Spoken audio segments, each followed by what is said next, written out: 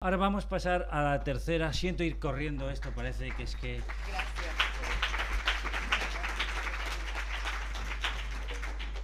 Me siento como Humpty Dumpty, llegando tarde a todas partes. Ha de ser el atasco que he pillado esta mañana para venir. Me ha costado más llegar a la UNED que de Valladolid aquí.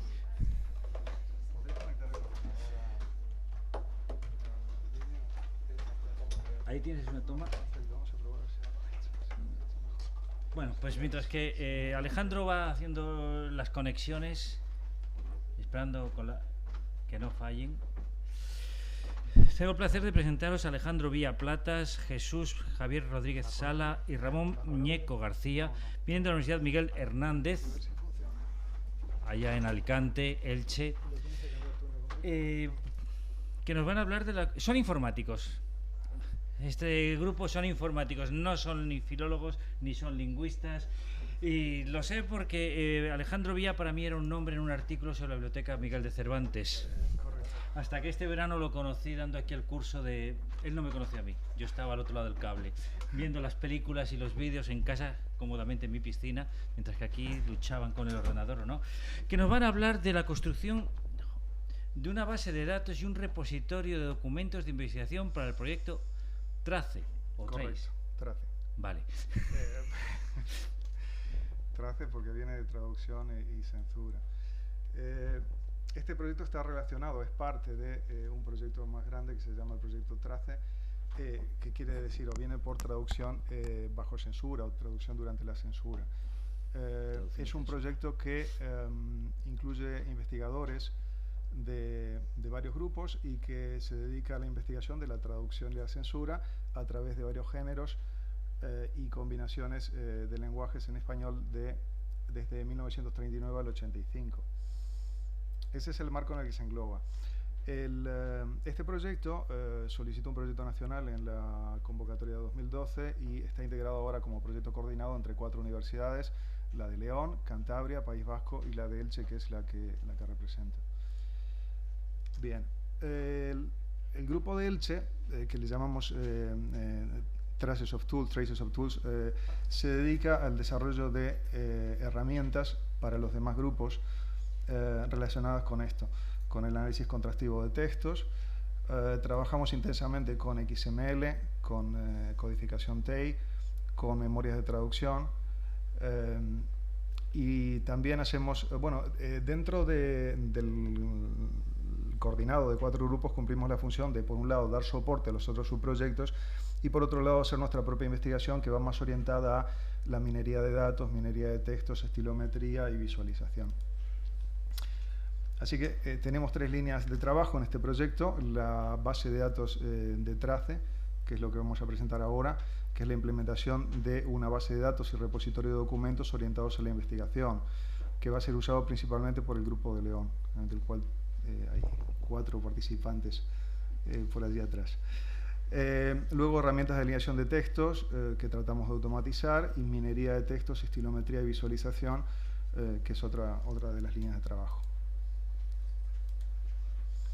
Bien, primero hacer unos reconocimientos. El primero al grupo de León, que acabo de mencionar, porque ellos nos han provisto del problema, las ideas, la motivación y los requisitos para desarrollar este proyecto de software, y también al Ministerio, al Mineco, por la financiación. Bien, el problema. El presente trabajo describe la construcción, entonces, como os dije, de una base de datos con repositorio de documentos. A diferencia de las bibliotecas digitales convencionales, que es donde yo tengo experiencia por haber trabajado durante años en la Biblioteca Virtual Miguel de Cervantes, este proyecto tiene requisitos muy especializados relacionados con las necesidades de investigación particulares de los filólogos. Las relaciones entre las tablas de datos de la base de datos son complejas, particularmente complejas, reflejando esas necesidades de los investigadores. El proyecto comenzó con algunas reuniones de trabajo que realizamos en León, donde se definieron los objetivos. Voy a ver si esto lo puedo poner un poquito más grande, que se vea mejor. Ahora, sí, un poquito. Ahí hemos discutido desde cosas elementales como qué, para quién, qué funcionalidad, búsqueda, facilitar citas bibliográficas, cuáles eran los objetivos, las necesidades del proyecto. Dentro de la captura de requisitos desarrollamos una estructura de los elementos de datos, tratando de organizarlos en tablas y ver las relaciones. Son muchos datos, no son muchas tablas, pero son muchos datos con relaciones bastante complejas. Esto que se muestra aquí es simplemente un trocito mínimo. Cada uno de estos elementos se amplía y contiene una cantidad de campos de datos. Luego, durante varios meses en Elche involucramos a grupos de estudiantes de ingeniería de software para que desarrollaran prototipos de este proyecto. Nos pareció una cosa interesante, tanto a nivel educativo como de investigación, tratar de juntar investigación con educación. Y ahí se desarrollaron diagramas, como por ejemplo este diagrama simplificado de clases, donde ya vemos algunos de los problemas que tiene este proyecto. Por ejemplo, que vamos a hablar ahora a continuación, lo de la asignación de responsabilidades, nombres, roles, obras, documentos asociados a las obras. Este, por ejemplo, es otro diagrama de entidad-relación más complejo, donde vemos esos problemas más desarrollados. Vemos que todo gira en torno a obras, pero también hay usuarios. Los usuarios realizan consultas, tenemos documentos, títulos normalizados, que ya hablaremos de lo que es, responsabilidades, roles y personas.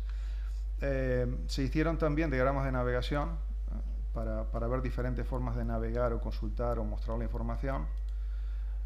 Se desarrollaron diagramas wireframes. Wireframes son bocetos de pantallas de visualización que se hacen de esa forma muy sencilla para luego implementarlos. Y se construyeron 9 prototipos por diferentes grupos, de los cuales 3 eran lo suficientemente buenos como para poder ser usados y los otros no. Hemos aprendido de esos prototipos. Ese es el objetivo de los prototipos. Los prototipos se construyen para aprender de ellos. Entonces los prototipos nos han servido para aprender cosas sobre cómo había que construir la aplicación. Por ejemplo, en el siguiente ejemplo vemos una pantalla bonita, pero con la información demasiado concentrada, demasiado aglomerada, un exceso de información para ingreso de datos. Esto sería de un prototipo, una posible pantalla de entrada de datos, pero el defecto que tenía era, si bien la organización se ve muy bien, es un poco abrumadora. No tiene nada que ver con el desarrollo final, que lo veremos luego. Para la implementación, cuando se construyó finalmente el producto final, se utilizaron las siguientes tecnologías: PHP, que es un lenguaje de programación de servidor; Ajax, que es un lenguaje de programación para el lado del cliente; una base de datos MySQL. Hemos seguido el modelo Vista Controlador, que es un tipo de modelo para diseñar aplicaciones con consultas a base de datos, y la aplicación se ejecuta en plataformas SAMP, que son estas que llevan MySQL y PHP, y el servidor Apache. Bien, yendo al producto final, la aplicación, una vez desarrollada después de los prototipos, tiene una pantalla de entrada, que es esta, bastante sencilla, donde se incluye el concepto de grupos. Esta aplicación permite dividir a los usuarios en grupos de trabajo. La idea era que se puedan organizar los investigadores o los visitantes en grupos y subgrupos, y de esa manera tener un poco más controlado quién hace qué. Luego, se pensó en 3 tipos de usuarios con diferentes jerarquías y herencias de propiedades entre ellos. El usuario invitado o usuario público es un usuario que puede ver cosas pero no puede modificar nada, solo puede ver la información pública. El usuario registrado puede ver más cosas y puede modificar algunas de ellas, y el administrador es el que puede crear, generar grupos y administrar detalles técnicos de la aplicación. Bien, en el ingreso de datos hemos optado por un diseño basado en pestañas, donde, a diferencia del prototipo que vimos recién, que es una pantalla, un formulario muy largo lleno de campos, que resulta bastante confuso, la información se organiza en pestañas que se ven por separado. Pero son pestañas que interaccionan entre ellas, es decir, lo que se pone en la primera pantalla afecta en algunos casos lo que aparece en la segunda pestaña. Esta es la pantalla principal, que tiene título, género, lengua. Vemos aquí el concepto que hablaremos luego de título normalizado de obra original. Luego pasamos a la segunda, donde aparece información que ya es sensible al contexto. Es decir, si en la primera pantalla lo que se indica que se está ingresando es un libro, en la segunda aparecerá número de páginas, edición, ISBN o precio. Pero si es una película, como en este caso, esos campos no estarían activos. Uno de los problemas que encontramos en el proyecto a nivel de diseño de software era el tratar de reducir la redundancia de información. Porque originalmente, o sea, este grupo de investigación maneja diferentes tipos de obras impresas, libros, audiovisuales, pueden ser películas o series de televisión y representaciones teatrales. Se había en un proyecto anterior hecho bases de datos separadas para cada uno de ellos. Entonces lo que tratamos es de buscar puntos comunes y juntar cosas. Para poner un ejemplo simple, un libro tiene fecha de publicación, una película tiene fecha de estreno, las dos son fechas, se pueden guardar en el mismo campo y no coinciden, porque cuando se guarda fecha de publicación es en un libro y cuando es fecha de estreno es una película, y no va a haber ningún caso que necesitemos dos campos a la vez. Entonces de esa manera se lograron fusionar conceptos similares, pero que en otro diseño se podían gestionar como campos diferentes y tablas diferentes. Vamos muy cortos. Bien, el grupo de la tercera pantalla tiene que ver con información del Archivo General de la Administración, que es donde se hace la buena parte de la investigación del grupo, es investigación de campo, de ir al archivo, y es parte del propósito de esta aplicación. En la cuarta van las responsabilidades. Este es otro concepto importante del desarrollo, porque si bien podíamos pensar en libros separados y decir los libros tienen autores, editores, editoriales, y luego las películas tienen una lista larguísima de guionistas, productores, actores. Aquí hemos pensado en generalizar el problema y hablar de responsabilidades. Una responsabilidad es una asociación entre un rol y una persona.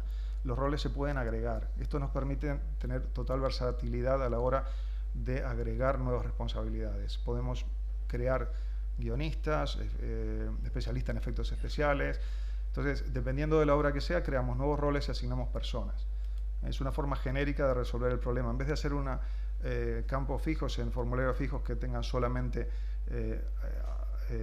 autor y editorial, permitir agregar y modificar esos campos. Bueno, la aplicación permite subir ficheros de diferentes tipos, sin un límite de número. Bien, uno de los conceptos importantes, no sé si me queda mucho tiempo, supongo que no. Ya estamos en era el de obra original y derivada. Vemos aquí un ejemplo de, por ejemplo, una novela que se llama Do Androids Dream of Electric Sheep, que dio lugar a la famosa película Blade Runner, y todo el mundo conoce la obra por Blade Runner, sin embargo la obra original es la novela. La aplicación permite relacionar entre sí este tipo de conceptos. Tenemos otro ejemplo aquí, una serie Columbo, que en este caso sería una obra conceptual, porque no existe como obra física, es el conjunto de una cantidad de obras asociadas con cada uno de los capítulos y a su vez con las traducciones de los capítulos. O sea, permite a la aplicación crear una jerarquía de obra conceptual, obras derivadas o capítulos y obras derivadas de ellas.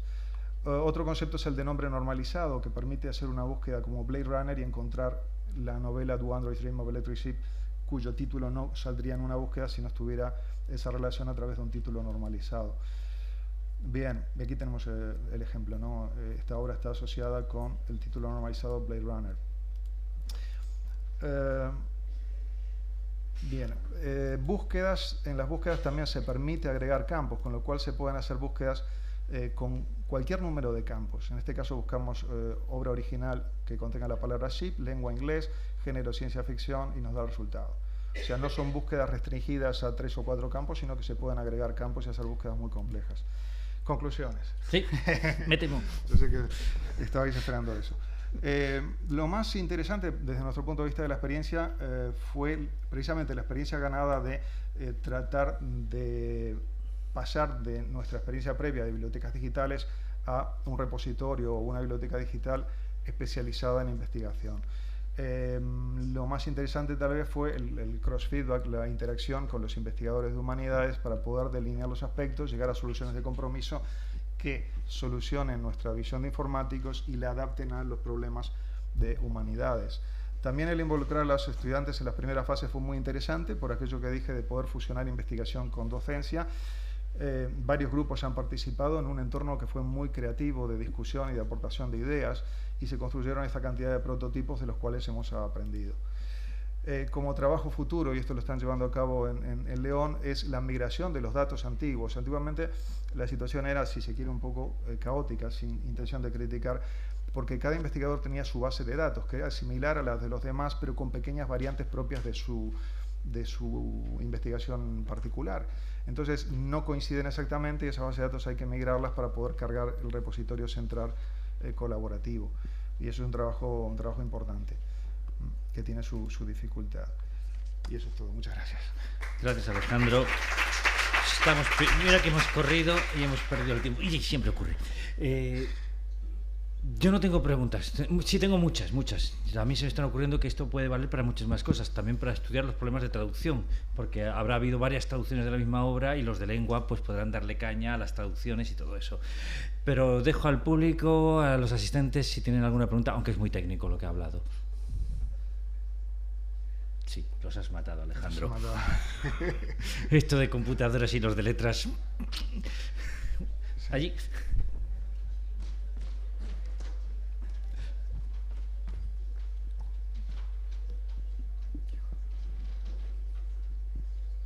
Hola. Hola. Quería saber si habían visto algunos otros sistemas, si no existían algún tipo de sistema anterior que haya hecho este tipo de trabajo, y si tuvieron que hacerle, si esos no funcionaban, ¿por qué empezaron? Porque de lo que alcanzo a entender, empezaron un poco desde cero con el sistema, o tomaron herramientas existentes o modelos que ya se habían desarrollado. Gracias. Diseños hechos en otros sitios seguramente hay. Lo que pasa es que este tipo de aplicaciones de base de datos son muy a medida, digamos. Es decir, cada proyecto, cada grupo de usuarios tiene sus necesidades muy particulares. Entonces es prácticamente imposible coger una aplicación de base de datos, aunque sea más o menos parecida. Adaptarla a veces da más trabajo. En este caso sí que había trabajos anteriores, desarrollos anteriores hechos por el mismo grupo, no trabajos anteriores que encontrásemos en otra parte del mundo. Se pensó en primer momento en adaptarlos, pero eso daba más trabajo, y parte de los problemas que encontramos de tratar de normalizar la información o de simplificar los registros de datos, eso no estaba resuelto en las versiones anteriores. Entonces era más fácil hacerlo de nuevo con estas ideas. Eso no quiere decir que las versiones anteriores no hayan servido. Al igual que los prototipos, las versiones anteriores nos ayudaron a meternos en el problema, a entenderlo mejor, y parte del resultado de esto está basado en lo que se hizo antes, ¿no? Como todo. Siento casi tenerte que echar con la escoba, como del tren de la bruja. Sí, lo entiendo. Porque nos queda un hablante todavía. No comemos, sino... No, comer tú comes si quieres. Lo que no haces es escuchar a nadie más. Mi papel dice que hay uno más. Pues sigo 15 minutos más. No, hemos acabado a tiempo. Sí. Me acabo de enterar de que el último no ha venido. Suele ocurrir en todos los congresos. ¿Sí? Vaya.